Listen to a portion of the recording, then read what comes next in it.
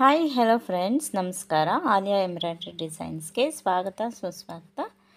Friends, ಇವತ್ತು ನಾನು ಬ್ಲೌಸ್ಗೆ ಕೆಲವೊಂದು ಹೆವಿ ವರ್ಕ್ ಇದ್ದಾಗ ಸ್ಲೀವ್ಸ್ಗೆ ಯಾವ ರೀತಿ ನಾನು ಮಾರ್ಕ್ ಮಾಡ್ಕೊಳ್ತೀನಿ ಅಂತ ಹೇಳ್ತಾ ಇದ್ದೀನಿ.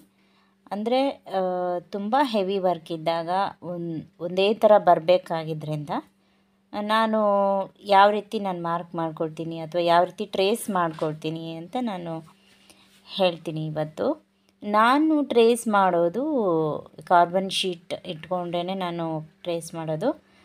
ನಾನು ಟ್ರೇಸಿಂಗ್ ಪೇಪರ್ನ ಯೂಸ್ ಮಾಡಿ ಟ್ರೇಸಿಂಗ್ ಪೌಡರ್ನ ಹಾಕಿ ಆ ರೀತಿ ಎಲ್ಲ ಮಾಡೋಕ್ಕೆ ಹೋಗಲ್ಲ. ಯಾಕೆಂದರೆ ಇದು ಮಷಿನ್ ಎಂಬ್ರಾಯ್ಡ್ರಿ ಆಗಿದ್ದರಿಂದ ಜಸ್ಟ್ ನಾನು ಸ್ಕೆಚ್ ಹಾಕ್ಕೊಳ್ತೀನಿ ಅಷ್ಟೇ. ಯಾವ ರೀತಿ ಬರಬೇಕು ಅಂತ ಸ್ಕೆಚ್ ಹಾಕ್ಕೊಳ್ತೀನಿ. ಅದಾದಮೇಲೆ ನಾನು ಯಾವ ರೀತಿ ಅಂತ ಮಾಡ್ತಾ ಹೋಗ್ತೀನಿ. ಈಗ ನೋಡಿ, ನಾನು ಒಂದು A4 ಶೀಟ್ನ ತೊಗೊಂಡಿದ್ದೀನಿ. ನೀವು ಅಷ್ಟೇ ಈಗ ಸ್ಲೀವ್ಸ್ನ ಎಷ್ಟು ಅಳತೆ ಬೇಕು ಅಷ್ಟು ನೋಡಿಬಿಟ್ಟು ಶೀಟ್ನ ತೊಗೊಂಡು, A4 ಶೀಟ್ ಆಯಿತು, ಡ್ರಾಯಿಂಗ್ ಶೀಟ್ ಆಯಿತು, ಯಾವುದಾದ್ರೂ ಒಂದು ತೊಗೊಂಡು ಈ ರೀತಿ ಡಿಸೈನ್ನ ನಾನು ಬಿಡಿಸ್ಕೊಳ್ತಾ ಹೋಗ್ತೀನಿ. ಫಸ್ಟು ಮಧ್ಯದಲ್ಲಿ ಡಿವೈಡ್ ಮಾಡಬೇಕು. ಫಸ್ಟ್ ಮಧ್ಯದಲ್ಲಿ ಡಿವೈಡ್ ಮಾಡಿಕೊಂಡು ಒಂದು ಸೈಡ್ ನಾವು ಡಿಸೈನ್ನ ಬಿಡಿಸ್ಕೊಳ್ಬೇಕು. ನಾವು ಒಂದು ಸೈಡ್ ಬಿಡಿಸ್ಕೊಂಡ್ರೆ ಇನ್ನೊಂದು ಸೈಡು ಅದೇ ಥರ ಬರಬೇಕು.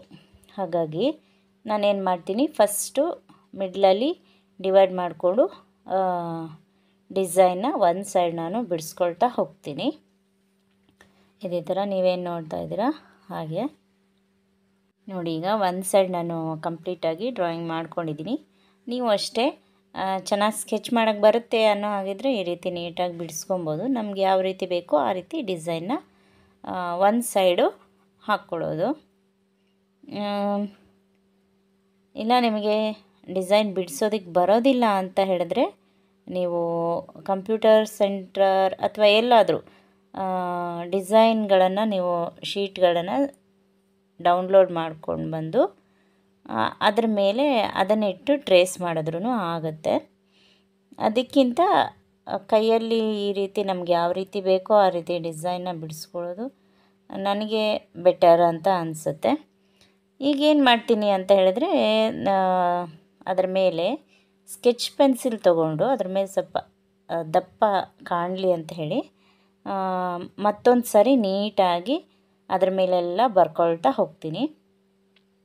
ಸ್ಕೆಚ್ ಪೆನ್ಸಿಲ್ ಯಾಕೆ ಯೂಸ್ ಮಾಡ್ತಾ ಇರೋದು ಅಂತ ಹೇಳಿದ್ರೆ, ಅದು ಬ್ಯಾಕ್ ಸೈಡಿಂದ ನನಗೆ ಕಾಣಿಸ್ಬೇಕು. ಪೆನ್ಸಿಲ್ ಆದರೆ ಕಾಣಿಸೋದಿಲ್ಲ.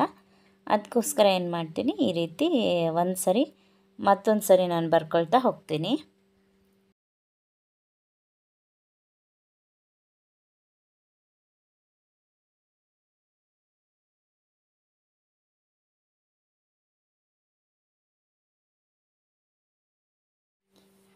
ಅದಾದಮೇಲೆ ಏನು ಮಾಡಬೇಕು ಅಂತ ಹೇಳಿದ್ರೆ, ಇನ್ನೊಂದು ಸೈಡು ಈವನ್ ಆಗಿ ಒಂದೇ ಥರ ಬರಬೇಕಲ್ವ, ಅದಕ್ಕೋಸ್ಕರ ನಾನು ಈ ಥರ ಬ್ಲೂ ಕಲರ್ ಕಾರ್ಬನ್ ಶೀಟ್ನ ಯೂಸ್ ಮಾಡ್ಕೊಳ್ತೀನಿ.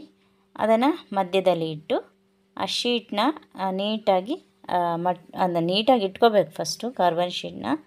ಅದಾದಮೇಲೆ ನೀಟಾಗಿ ಮಡಚಬೇಕು.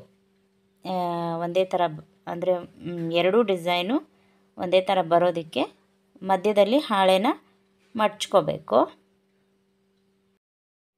ನೋಡಿ, ಈ ರೀತಿ ಮಡ್ಚ್ಕೊಂಡಾಗ ನಿಮಗೆ ಸ್ಕೆಚ್ ಪೆನ್ಸಿಲಲ್ಲಿ ಏನು ಬರ್ಕೊಂಡಿದ್ರೆ ಅದು ಬ್ಯಾಕ್ ಸೈಡ್ ಕಾಣಿಸುತ್ತೆ.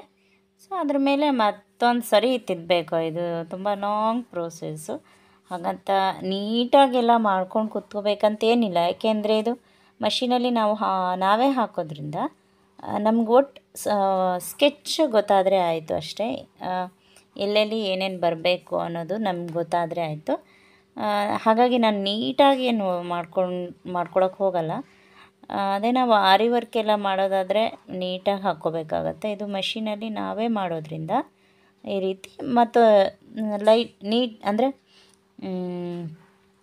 ಹಾಗೆ ಸ್ಕೆಚ್ ಮಾಡ್ಕೊಳ್ತಾ ಹೋದರೂ ಆಗುತ್ತೆ. ಈಗ ಇನ್ನೊಂದು ಸೈಡ್ ನೀಟಾಗಿ ಬರ್ಕೊಂಡಾದಮೇಲೆ ಈ ಕಡೆ ಸ್ವಲ್ಪ ಸ್ಕೆಚ್ ಪೆನ್ಸಿಲು, ಇನ್ನೊಂದು ಸ್ವಲ್ಪ ಪೆನ್ಸಿಲಲ್ಲಿ ಮಾಡಿದ್ದೀನಿ. ಪೆನ್ಸಿಲಲ್ಲಿ ಯಾಕೆ ಅಂತ ಹೇಳಿದರೆ, ಸ್ಕೆಚ್ ಪೆನ್ಸಿಲಲ್ಲಿ ನಾವು ಫೋರ್ಸ್ ಹಾಕಿ ಬರೆಯೋದಕ್ಕಾಗಲ್ಲ. ಅದಕ್ಕೋಸ್ಕರ ಪೆನ್ಸಿಲ್ ಆದರೆ ಸ್ವಲ್ಪ ಫೋರ್ಸ್ ಹಾಕಿದಾಗ ಇದು ಅಚ್ಚು ನೀಟಾಗಿ ಬೀಳುತ್ತೆ ಅಂತ ಹೇಳಿ ಪೆನ್ಸಿಲಲ್ಲಿ ಬರ್ತಿದ್ದೀನಿ. ಈಗ ನೋಡಿ ಈ ರೀತಿ ಬರುತ್ತೆ. ಈಗ ಒಂದು ಸ್ಲೀವ್ಸ್ಗೆ ಆಗೋಷ್ಟು ರೆಡಿಯಾಗಿದೆ. ಒಂದೇ ಥರ ಆಚೆ ಈಚೆ ಒಂದೇ ಥರ ಬರುತ್ತೆ. ಸೊ ಇದು ಒಂದು ರಫ್ ಸ್ಕೆಚ್ ಥರ. ಇದನ್ನು ನೀವು ನೀಟಾಗಿ ಬ್ಲೌಸ್ ಮೇಲೆ ಇಟ್ಟು ಮತ್ತೆ ಟ್ರೇಸ್ ಮಾಡಿದ್ರೆ ಆಯಿತು. ಈಗ ನಾವೇನು ಮಾಡಬೇಕು ಅಂತ ಹೇಳಿದ್ರೆ ಬ್ಲೌಸ್ನ ನೀಟಾಗಿ ಮಾರ್ಕ್ ಮಾಡಿಕೊಂಡು ನಮಗೆ ಬ್ಲೌಸ್ಗೆ ಎಷ್ಟು ಬೇಕೋ ಅಷ್ಟು ನೋಡಿ ಅದನ್ನು ನೀಟಾಗಿ ಸೆಂಟ್ರಿಗೆ ಬರೋ ಎಲ್ಲಿ ಬರುತ್ತೆ ನೋಡಿಬಿಟ್ಟು ಮೊದಲು ನಾವು ಅಡಿಗೆ ಕಾರ್ಬನ್ ಶೀಟ್ನ ಹಾಕಬೇಕು. ಕಾರ್ಬನ್ ಶೀಟ್ ಯಾವ ಕಲರ್ ಹಾಕಬೇಕು ಅಂತ ಹೇಳಿದ್ರೆ ಬ್ಲೂ ಕಲರೆಲ್ಲ ಹಾಕೋಕ್ಕೆ ಹೋಗಬೇಡಿ, ಬ್ಲೌಸ್ ಫುಲ್ ಹಾಳಾಗಿ ಹೋಗುತ್ತೆ. ವೈಟ್ ಅಥವಾ ಯೆಲ್ಲೋ ಕಲರ್ನ ಯೂಸ್ ಮಾಡ್ಬೋದು. White best. ಎಲ್ಲ ಅಂದರೆ ಡಾರ್ಕ್ ಕಲರ್ ಬ್ಲೌಸ್ಗಳಿಗೆ ವೈಟ್ ಎದ್ದು ಕಾಣಿಸುತ್ತೆ. ಯೆಲ್ಲೋ ಕಲರು ಈ ಬ್ಲ್ಯಾಕು ಇಂಥ ಬ್ಲೌಸ್ಗಳ ಮೇಲೆ ಯೆಲ್ಲೋ ಕಾಣಿಸುತ್ತೆ, ಪರವಾಗಿಲ್ಲ. ನನಗೆ ವೈಟ್ ಸಿಗಲಿಲ್ಲ, ಅದಕ್ಕೋಸ್ಕರ ನಾನು ಯೆಲ್ಲೋ ಕಲರ್ನೇ ಯೂಸ್ ಮಾಡಿದ್ದೀನಿ. ಯೆಲ್ಲೋ ಕಲರ್ ಅಷ್ಟು ನೀಟಾಗಿ ಕಾಣಿಸೋದಿಲ್ಲ, ರೆಡ್ ಕಲರ್ ಬ್ಲೌಸ್ ಆಗಿದ್ದರಿಂದ ಏನು ಮಾಡೋಕ್ಕೂ ಆಗಲ್ಲ. ನಾನು ತುಂಬ ಹುಡುಕಿದೆ, ನನಗೆ ವೈಟ್ ಕಲರ್ ಕಾರ್ಬನ್ ಶೀಟ್ ಸಿಕ್ಕಿಲ್ಲ. ಹಾಗಾಗಿ ಏನು ಮಾಡೋಕ್ಕಾಗಲ್ಲ ಅಂಥೇಳಿ ಯೆಲ್ಲೋ ಕಲರ್ನೇ ಇಟ್ಟು ಮಾಡ್ತಾಯಿದ್ದೀನಿ. ನೋಡಬೇಕು ಎಷ್ಟು ಕಾಣಿಸುತ್ತೆ ಅಂತ.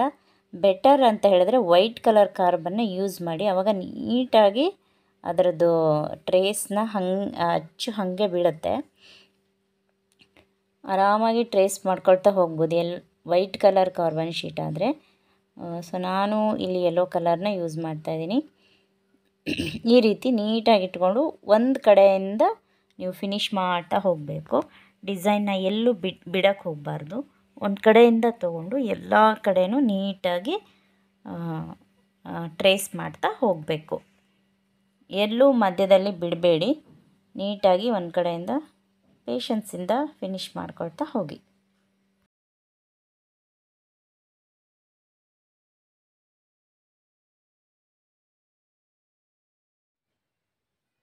ನೋಡಿ ಇಷ್ಟ ಆದಮೇಲೆ ಈಗ ಕಾರ್ಬನ್ ಶೀಟನ್ನು ತೆಗಿಬೇಕು.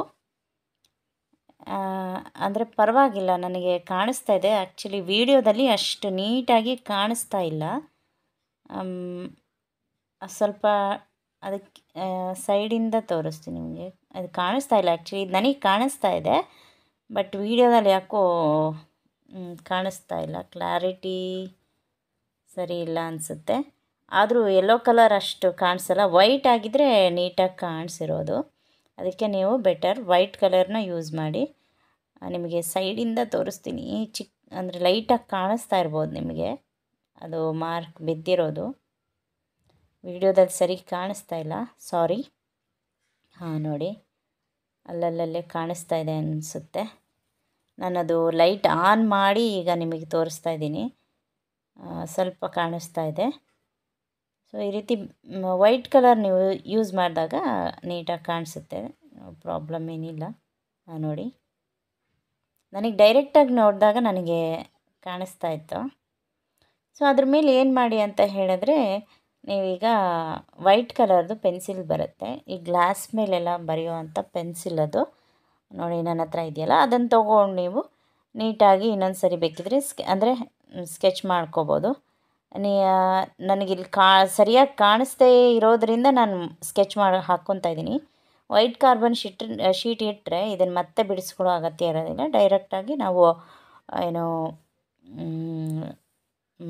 ಟ್ರೇಸ್ ಮಾಡ್ಕೋಬೋದು. ಈ ರೀತಿ ಮತ್ತೊಂದು ಸರಿ ನಾನು ಸ್ಕೆಚ್ ಹಾಕ್ಕೊತಾ ಇದ್ದೀನಿ.